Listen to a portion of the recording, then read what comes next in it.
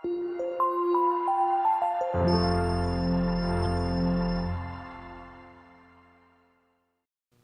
chapter 15. Luke chapter 15, verse 3 hanggang verse number 10. Pag-aaralan po natin ang buong chapter na to hanggang verse 32. Kaya lang dahil mahaba po siya, yung verse 3 to 10 lamang ang ating babasahin. Ang sabi niya diyan, "And he spake this parable unto them, saying," para maintindihan po natin, unahin natin sa verse 1. "Then drew near unto him all the publicans and sinners for to hear him. And the Pharisees and scribes murmured, saying, This man receiveth sinners, and eateth with them. And he spake this parable unto them, saying, What man of you, having 100 sheep, if he lose one of them, doth not leave the 99 in the wilderness, and go after that which is lost, until he find it? And when he hath found it, he layeth it on his shoulders, rejoicing. And when he cometh home, he calleth together his friends and neighbors, saying unto them, Rejoice with me, for I have found my sheep which was lost. I say unto you, that likewise joy shall be in heaven over one sinner that repenteth, more than over 99 just persons which need no repentance. Either what woman, having 10 pieces of silver, if she lose one piece, doth not light a candle, and sweep the house, and seek diligently till she find it? And when she hath found it, she calleth her friends and her neighbors together, saying, Rejoice with me, for I have found the piece which I had lost. Likewise, I say unto you, there is joy in the presence of the angels of God over one sinner that repenteth." Maraming salamat po. Pwede na po tayong maupo. The title of our message this morning is, What does God want me to do with my life? Ano yung gusto ng Diyos na gawin ko sa aking buhay? May mga pagkakataong dumarating sa buhay natin na parang routine na lang lahat ng ginagawa natin. Our life becomes a cycle. Paulit-ulit na lang yung mga ginagawa natin at hinihintay na lang natin yung ating pagtanda, panghihina, tapos iiwan na natin yung mga anak natin, sila na naman. They will repeat the cycle ng ating buhay. Ano ba talaga ang purpose ng buhay natin? Bakit nandito tayo? Di ba, madalas yung narinig sa akin na umiikot lang ang buhay ng tao sa kumakain para mabuhay. Nabubuhay para kumain. I came across a conversation in regards to that statement. Ang sabi ng anak, tayo ay kumakain para mabuhay at nabubuhay tayo para kumain. Then the father corrected the son. Sabi, no. We eat to live. Kumakain tayo para mabuhay. Nung sinabi niyang para mabuhay, ang tinutukoy niya ay hindi yung buhay na humihinga ka, but to live life at its fullest. Yung ma-enjoy mo talaga yung buhay. The question is, do we live life to its fullest? Talaga bang nabubuhay tayo sa purpose intended by God, the way we should live life? So, the question remains, what does God want me to do with my life? Ano ba yung gusto ng Diyos na gawin ko sa buhay ko? There are certain things in life that matters and yet are neglected. Nakala natin they are given, nandyan na sila. Kahit hindi mo pag-isipan, kahit hindi mo bigyan ng panahon, kahit hindi mo pagtrabahuan, they are there. Nandyan sila. And they are taken for granted. And sometimes these simple things are the things in life that matters the most. Ito po yung mahalaga talaga sa buhay. Yung mga bagay na nanineglect natin, yung mga bagay na taken for granted, sila pala, at the end of our life, sila pala yung pinakamahalaga. Things in life that matters. So ano ba talaga yung mga bagay gusto ng Panginoon na gawin natin sa buhay natin? Number 1, God wants us to center our life around Him. Gusto ng Diyos na umikot ang buhay natin sa Kanya. Ang sabi ng Matthew 22:37 and 38, Jesus said unto him, Thou shalt love the Lord thy God with all thy heart, with all thy soul, and with all thy mind. This is the first and great commandment. Ito yung una at dakilang utos ng Diyos. Of all the commandment, ito yung pinaka-unang dapat nating magawa sa buhay natin. To love the Lord. When you love something, your life almost revolve around that. Parang doon na lang umiikot ang mundo mo. Kung masipag kang mag-aral, ang mundo mo umiikot na lang sa pag-aaral. You like books, you like reading, you like going to school, you like going to library. Obsessed ka na mag-aral talaga. That's your passion. That's your world. Doon umiikot yung mundo mo, ang mag-aral. And if you are a teacher, that is your world. Doon na lang umiikot ang mundo mo, yung magturo. Magturo. Wherever you go, hinahanap mo yung pagtuturo. Because that is your world. At doon umiikot ang buhay mo. If you are in love with someone, that becomes your world. Doon iikot ang buhay mo. At lahat ng meron sa'yo, i-invest mo doon because you love that person. Now, when it comes to our relationship with God, God wants us to center our life around Him. And He even commanded it. Ipinag-utos niya sa atin to love the Lord thy God. Mahalin mo ang Diyos mo ng buong puso, buong kaluluwa, at buong isipan. Ibig sabihin, yung buong pagkatao mo ay iikot mo sa Panginoon. Sa Kanya dapat umikot ang buhay mo. The very reason you exist is because of God. Ang maging dahilan mo kung bakit ka nabubuhay ay ang Panginoon. At kung ano man ang mga gagawin mo pa sa buhay mo, ang motivation mo ay ang Panginoon. The reason you do what you do in life is because of God. Kung ano yung mga nagawa mo na, it's because of God. Kung ano yung mga gagawin mo pa, it's because of God. Ibig sabihin, sa Kanya iikot ang buhay mo. And that is what God wants us to do with our life. To center our life around Him. And that purpose is what we call worship. Yung pagsamba sa ating Panginoon. When we say worship, it's not just attending a church on Sunday morning. Worship is a lifestyle. Yung buhay ng isang mananampalataya in and outside the church, in and outside his home. Kahit saan man siya, kahit ano man ang ginagawa niya, ang reason niya sa buhay niya ay ang Panginoon.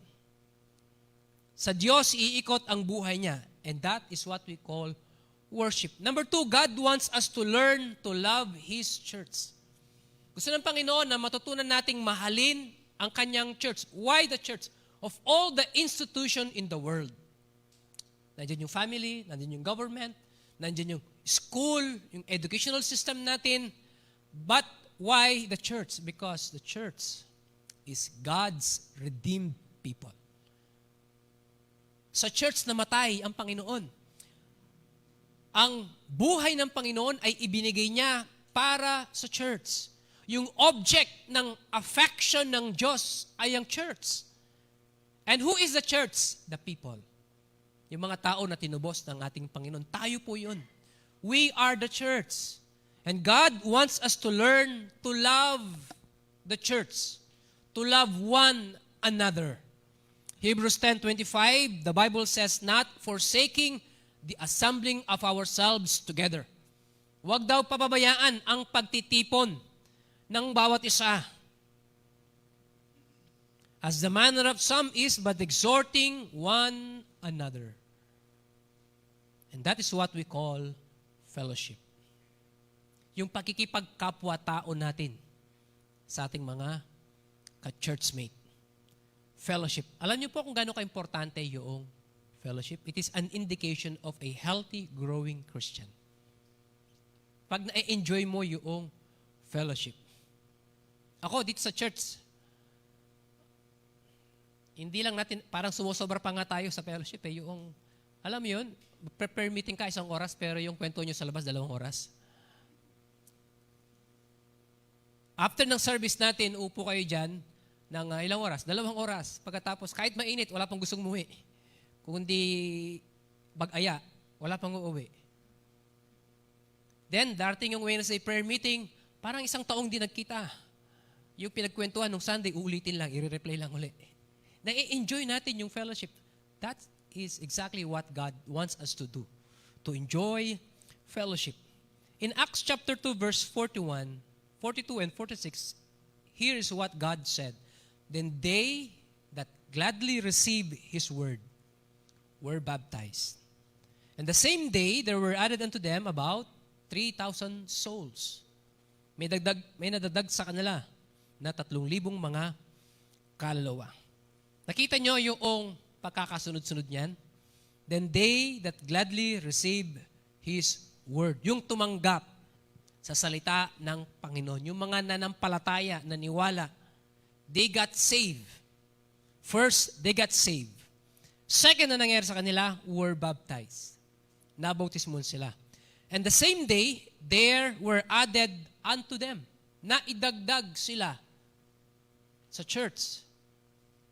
So God wants us to be saved. Next, He wants us to be baptized. And He wants us to be a part of a church family.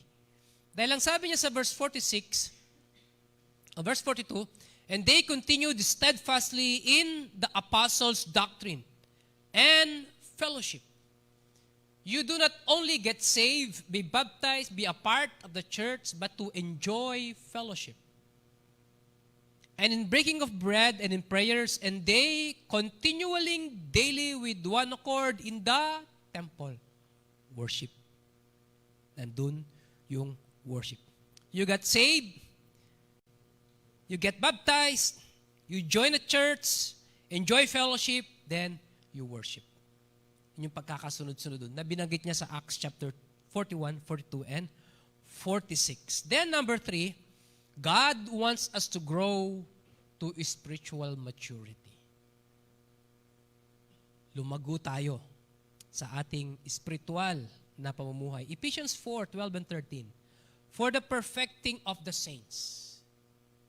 Yung mga tao na inordain ng Panginoon, it is for the maturity of the believers.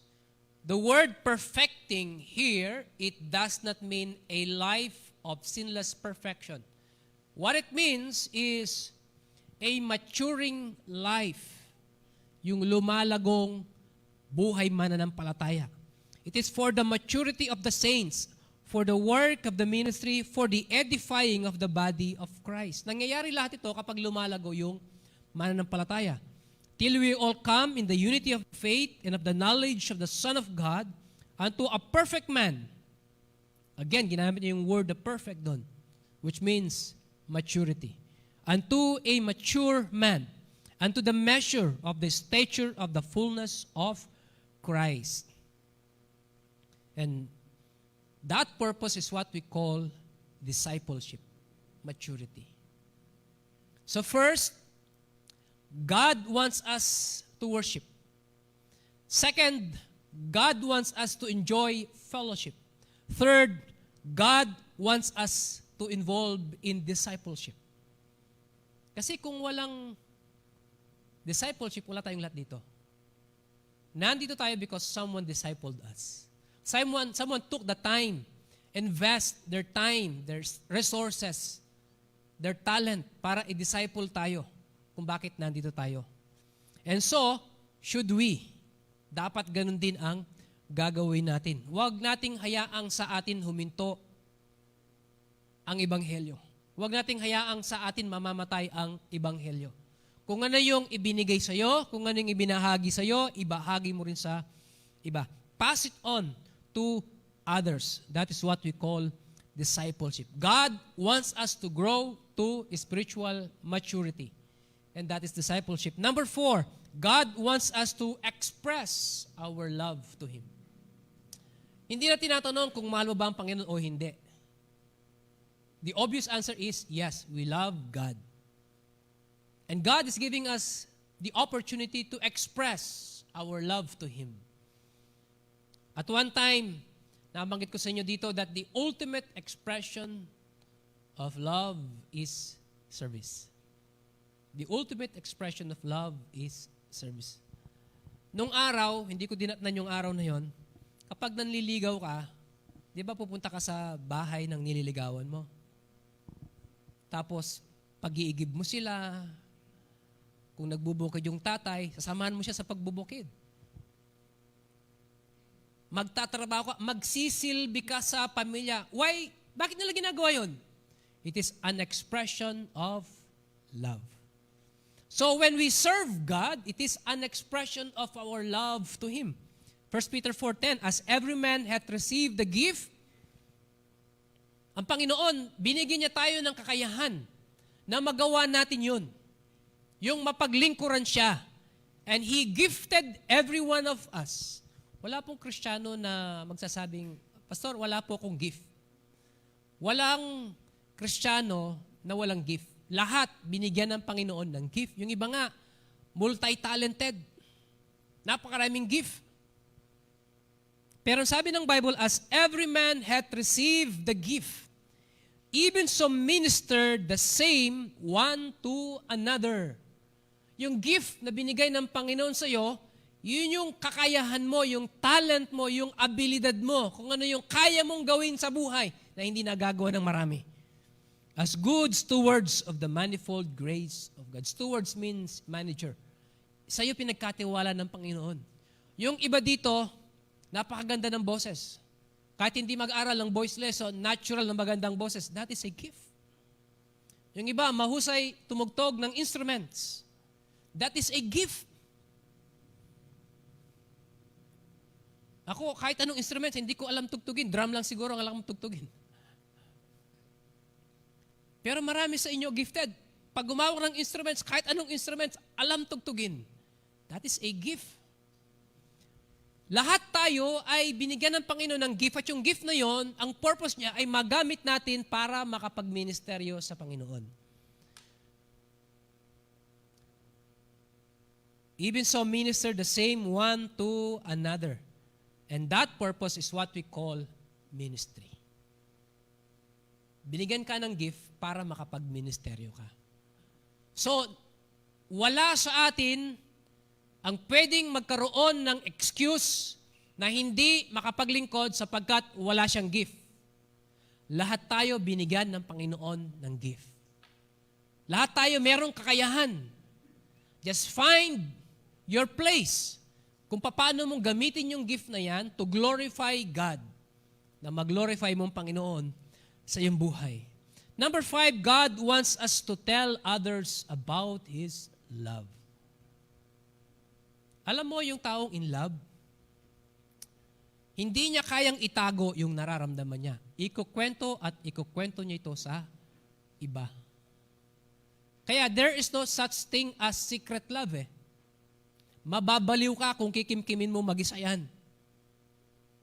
Ikukwento at ikukwento mo yan, either sa best friend mo, sa close friend mo, o kanino man ang mapagkakatiwalaan mo. Kinikwento mo, why? Because you cannot contain that emotion, that feeling. Yung nagmamahal ka, gusto mong ikwento ito sa iba. Ngayon, God wants us also to tell others about His love. Ang sabi ng 2 Corinthians 5:20, now then we are ambassadors for Christ. Ambassador means representative.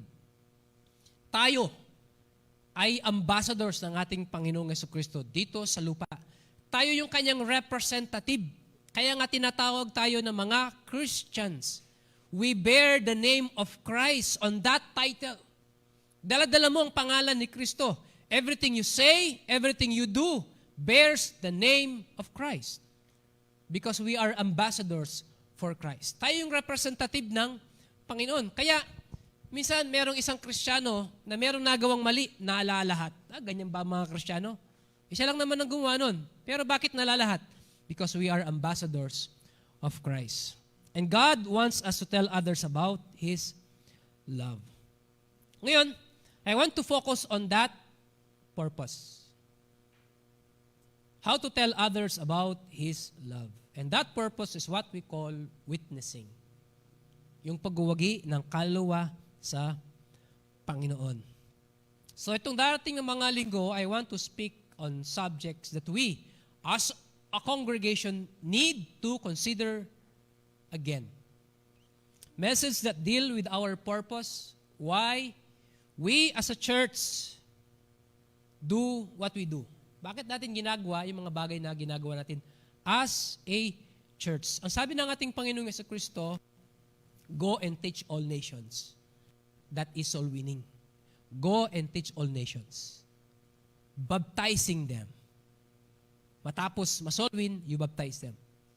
Baptizing them in the name of the Father, Son, and Holy Ghost. Teaching them to observe. That is discipleship. Tuturuan mo sila. Aalagaan mo sila. Yun yung gusto ng Panginoon na gawin natin as a church. So the first part of our message as a church is to go, seek the lost, and tell them about Jesus. Luke 19:10, Jesus Christ Himself said, for the Son of Man is come to seek and to save that which was lost. Ang anak ng tao, which is the Lord Jesus Christ, ay dumating. Ano yung purpose niya? Bakit siya dumating sa lupa? To seek. At kapag nakita niya, to save that which was lost. Hanapin at iligtas sila ng mga naliligaw ng landas. Dito sa Luke chapter 15, there are 3 parables mentioned. Yung 2 parable binasa natin. Pero yung pangatlo, masyadong mahaba, di na natin binasa. The first parable is about the lost sheep. Na kung papaanong yung isang pastol, nagpastol siya ng 100 tupa, nung pauwi na siya, binilang niya yung mga tupa, 99 lang, merong isang nawawala. So, anong ginawa niya? Iniwan niya yung 99 para hanapin yung isa na nawawala. Pwede naman niyang sabihin na isa lang naman yung nawala. 99 ito, mas marami yung natira. Huwag ko nang hanapin yon. Pero hindi nang ginawa niya. Iniwan niya yung 99 para hanapin yung isa na nawawala. Then yung babae na sa loob ng bahay, meron siyang 10 silvers. 10 pilak. Binibilang niya, 10. Sa paghawak niya, nalaglag yung isa, gumulong. Hanggang sa, hindi na niya nalaman kung saan bumangga. Nawala. Ang sasabi ng Bible, itinabi niya yung 9 at pagkatapos nagsindi ng kandila at uwinalis niya yung buong bahay para lang makita niya yung nawawalang pilak na yon. Pwede naman niyang sabihin na isa lang naman yun. Mas marami yung 9. Enjoy ko na to, isa lang yun. Pero hindi. Tinabi niya yung 9 at hinanap niya yung isang nawawala. Anong tinuturo ng mga parables ito sa atin? That one is valuable. 2 beses niyang binanggit. Verse 7 and verse number 10. Ang sabi sa verse 7, I say unto you that likewise joy shall be in heaven over one sinner that repenteth more than over 99 just persons which need no repentance. At inulit niya yun sa verse number 10. Likewise, I say unto you, there is joy in the presence of the angels of God over one sinner that repenteth. Pinapakita ng mga parables na to na yung isang kaluluwa ay higit na mas mahalaga kung ito ay hindi pa nakakasumpong ng kaligtasan sa Panginoon, higit na mas mahalaga siya kaysa 99 na nakakilala na sa Panginoon. Binibigyang halaga niya yun. Sabi niya dito, yung lahat ng mga angels sa langit, nagdiriwang kapag mayroong isang kaluluwa na nagsisisi, tumatanggap sa Panginoon. Do you have any idea how many angels are there in heaven? Ilan bang mga angels sa langit?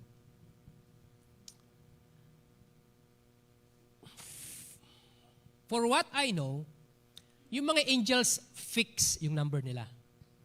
Sapagkat hindi sila nanganganak, hindi sila dumadami.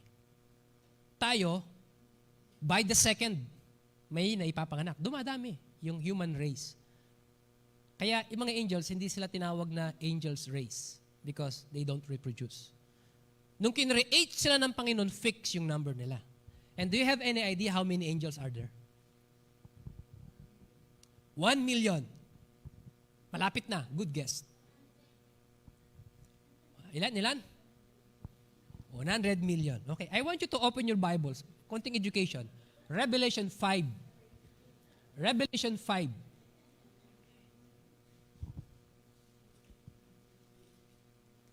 Revelation 5 verse 11. Ilabas niyo yung mga calculator niyo sa mga cellphone niyo. And I beheld, and I heard the voice of many angels round about the throne, and the beasts and the elders, and the number of them. Ito na. And the number of them was 10,000 times 10,000. Ilan yon?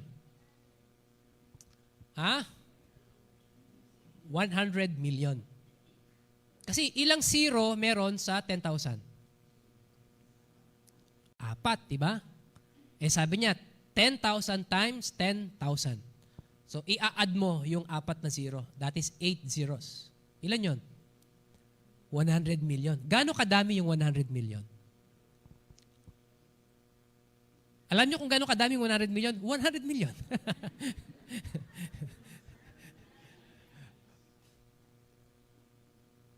Pero hindi pa doon natatapos. Ito sabi ng Bible. And the number of them was 10,000 times 10,000 and thousands of thousands. Ilan yon? It's beyond number, multitudes. And the Bible says, verse 7 and verse number 10, lahat ng mga angels na yun sa langit, kung 100 million man yun, lahat yun, nagdiriwang pag mayroong isang kaluluwa na naliligtas. Hindi ba kayo nagagalak? Nakakilala kayo sa Panginoon? What if yung taong nag-lead sa inyo sa Panginoon, sinabi niya, marami na akong na-lead sa Panginoon. Huwag ko nang i-lead yun. Mag-isa lang naman siya, isa lang naman. Ito, marami na to. Kontento na ako dito. What if ganun yung sinabi niya sa sarili niya? Hindi ka na niya sinolwin. Hindi ka na niya nilapit sa Panginoon. Hindi ka ligtas ngayon.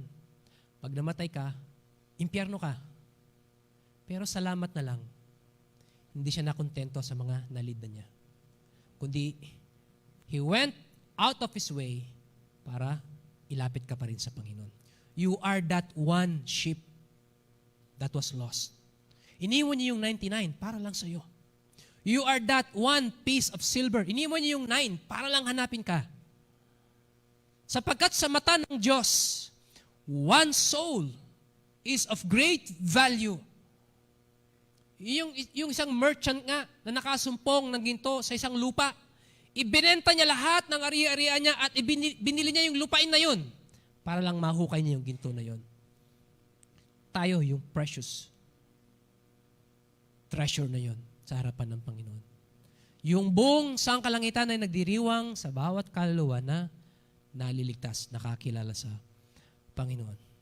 So, number 1, why do we seek the lost? Bakit natin hahanapin yung mga nawawala? Church, nung nagsisimula po ang gawain dito sa Tibag, ang unang goal ko ay magkaroon ng malaking church. But as we mature in the Lord, parang nagiging malabo na yung goal na yun. Kung ang purpose natin kung bakit tayo nagsosolwin ay para lumaki yung church, we have a wrong motivation. Ang purpose ng Panginoon when He came down here on earth is to seek and to save that which was lost. Dapat ang maging motivation natin kung bakit tayo nagsosolwin para mailapit ang mga kaluluwa sa Panginoon at makakita ng mga buhay na mabago. To see souls get saved and lives transformed. Mabago ang mga buhay. Kaya oftentimes, nagtatanong ako, Brad, kung hindi ka nakakilala sa Panginoon, ano kayang buhay mo ngayon? Para lang ma-realize natin kung ano na yung pagbabagong ginawa ng Diyos sa atin. And God has a better plan. May mga plano tayo, pero much better pa rin ang plano ng Panginoon sa atin. Meron na ba kayong mahalagang bagay na nawala?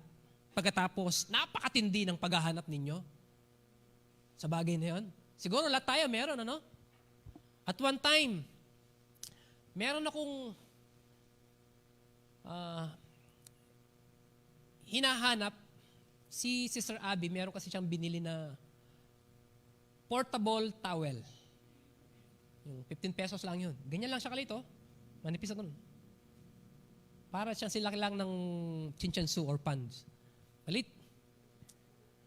Pupunta kami ng Aurora, sabi ko magandang tuwalya yon. Yung babasain mo lang, pagkatapos aalsa siya.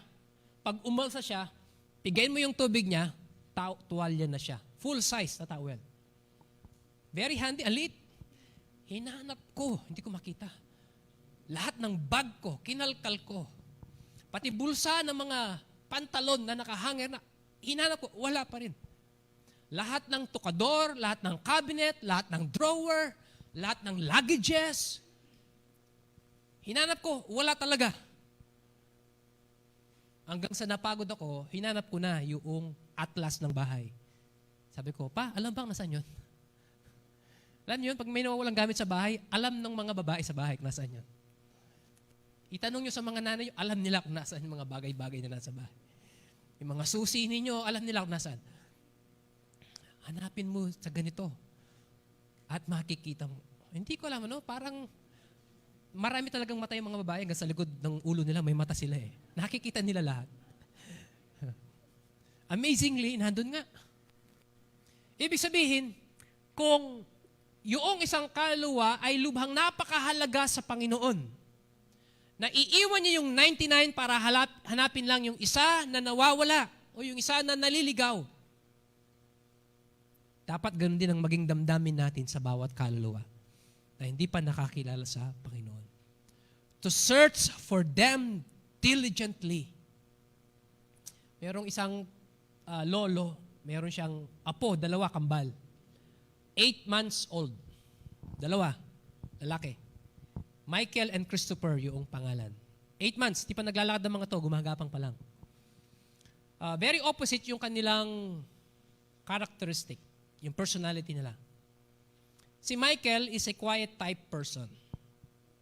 Yupo mo lang yan sa isang sulok, bigyan mo ng laruan, doon lang siya, hindi siya alis, tahimik lang siya. Hindi ka mag-worry sa kanya. Unlike Christopher, the opposite. Very vocal siya. Pag maalinsangan, sabihin niya maalinsangan. Kapag meron siyang ayaw sa'yo, sabihin niya kung ano yung ayaw niya sa'yo.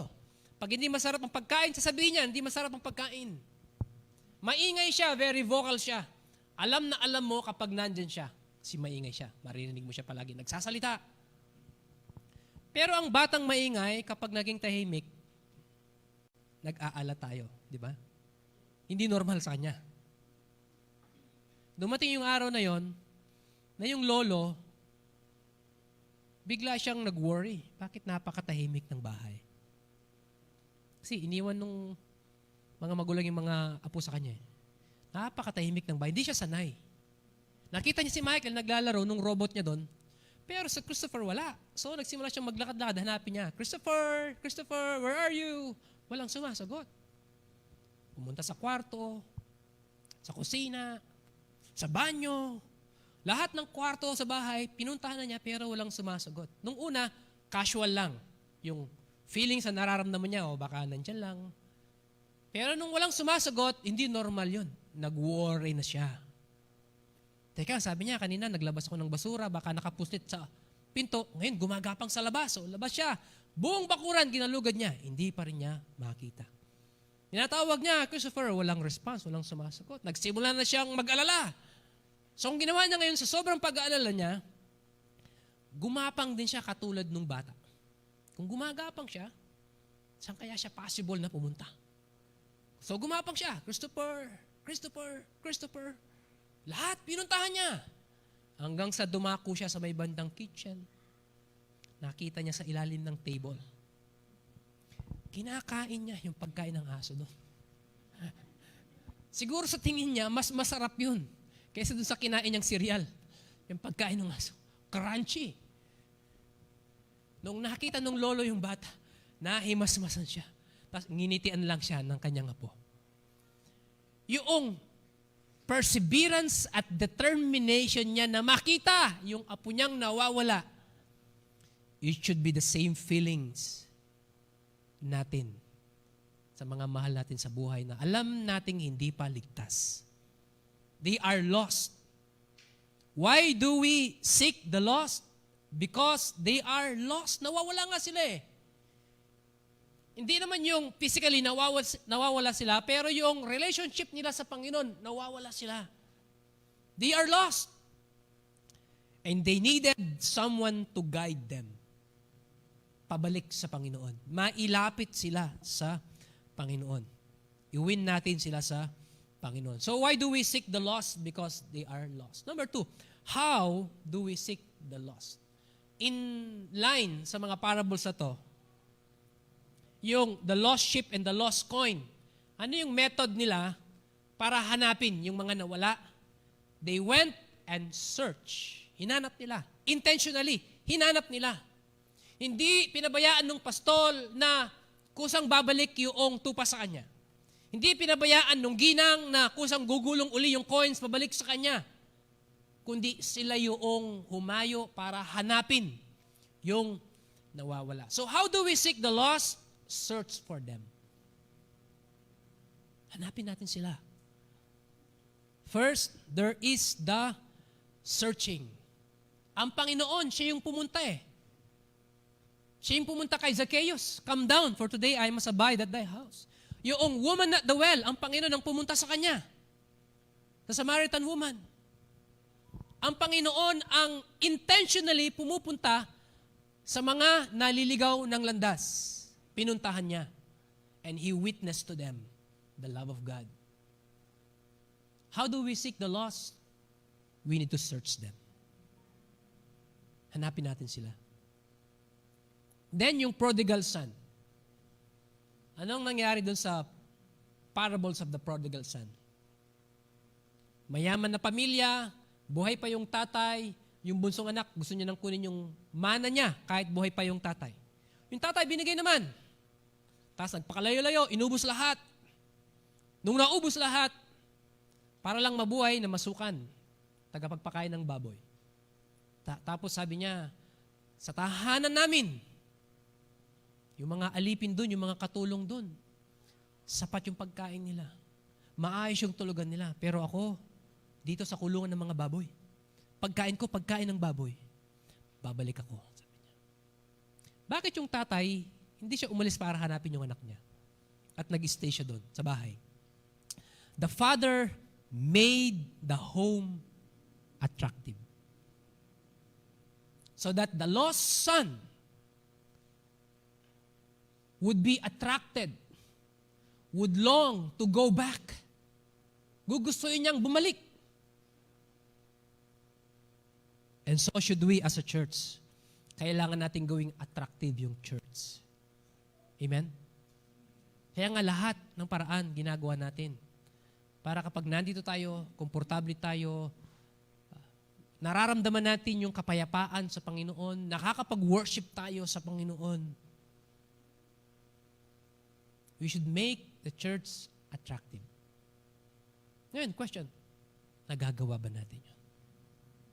Nung dumating yung alibughang anak na yun,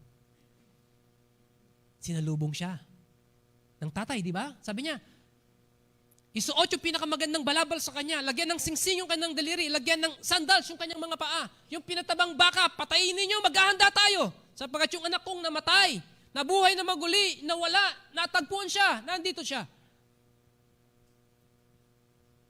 Welcome siya ng tatay. Church, ito yung gusto kong ma-improve natin. Pag meron tayong bisita dyan, sinasalubong ba natin? Kinakamayan ba natin? Kinukumusta ba natin? Anong pangalan mo? Taga saan ka? Sino nag-invite sa'yo? Welcome. Or hindi pa rin tayo nagbabago na may bagong mukha, darating, uupo siya, after service, aalis siya, walang nakakakilala sa kanya. Church, I think we can do better. Amen? For us to really make the church attractive sa mga tao sa labas, maramdaman nilang welcome sila dito. Maramdaman nilang friendly yung mga tao dito. Alam ko, before mag-start yung service natin, may mga circle of friends tayo. May mga kaibigan tayo. Sila yung mga katsokaran natin, kakwentuhan natin. Kanya-kanyang tropa yan eh. After the service, same people. Kausap mo uli sila. Kakwentuhan mo uli sila. But how about those few na walang circle of friends katulad natin? Sinong mag-entertain sa kanila? Sinong mag-accommodate sa kanila? Alam nyo, ang Panginoon nagpapadala siya ng mga tao sa church. And we have the sole responsibility to minister to them as well. Correct? So, can we make a commitment that starting today, we will do better? Na we're not going to be the same church anymore. Na yes, ini-improve natin ng lahat. Pero yung pag-accommodate sa mga bagong mukha, sa mga bisita, yun yung bigyan natin ng pagbabago, improvement. May bisita tayo last Sunday dyan, si Aldrin. Hindi ko siya nakikita ngayon. He is a professing Christian from Mindanao, Bukidnon, Mindanao. Sabi niya, atin siya uli. Hindi niya naramdaman sa atin yon. Marami ng taong dumaan dito. Hindi nagpatuloy. Sapagkat hindi naging attractive yung church sa kanila. Doon tayo nag-fail. Pero, we can still improve. Number 3, the reward of seeking the lost. Ano yung reward? Rejoicing. Verse 7 and 10. Rejoicing. Kagalakan. Di ba kapag yung anak mo nag-graduate pagkatapos cum laude siya, o kaya honorable mention na lang siya, naghahanda tayo, di ba? Nagdiriwang tayo. Yun yung pinaka-reward natin sa kanya. Dahil pinagbuti niya yung kanyang pag-aaral. Kapag merong nag-birthday, nagdiriwang din tayo. Kapag merong nag-anniversary, nagdiriwang din tayo. Either wedding anniversary, church anniversary, o kahit mansary nga lang ng mga magkakasintahan, sineselebrate nyo yun eh. First mansary, second mansary, third mansary, fourth mansary, fifth mansary, sixth mansary, pang 7 buwan, wala ng pera, wala ng mansary. Yearly na lang, celebrate. Excitement, nawala na eh. Kapag magpapasko, may Noche Buena. Nagdiriwang tayo. Kapag magbabagong taon, medyo noche. Nagdiriwang tayo. Mother's Day, dinedate natin yung mga nanay natin. Binibilan ng bulaklak, binibilan ng isang balding sabon. Yung mga tatay natin kapag Father's Day, binibilan ng liyabe ng tubo, tools. Yan ang gustong-gusto nila eh. Nagse-celebrate tayo because there is an occasion that calls for celebration. Pero alam nyo, sa lahat ng bagay na ito na nagse-celebrate tayo, ang langit hindi nagse-celebrate. Mag-birthday ka, hindi nagse-celebrate ang langit. Sumakul laude ka, hindi nagse-celebrate ang langit. Anniversary ng mag-asawa, hindi nagse-celebrate ang langit. Nag-graduate ka, walang celebration. Pero kapag merong kahit isang kaluluwa lang, sabi ng Bible, buong langit nagdiriwang. Yun ang maging goal natin.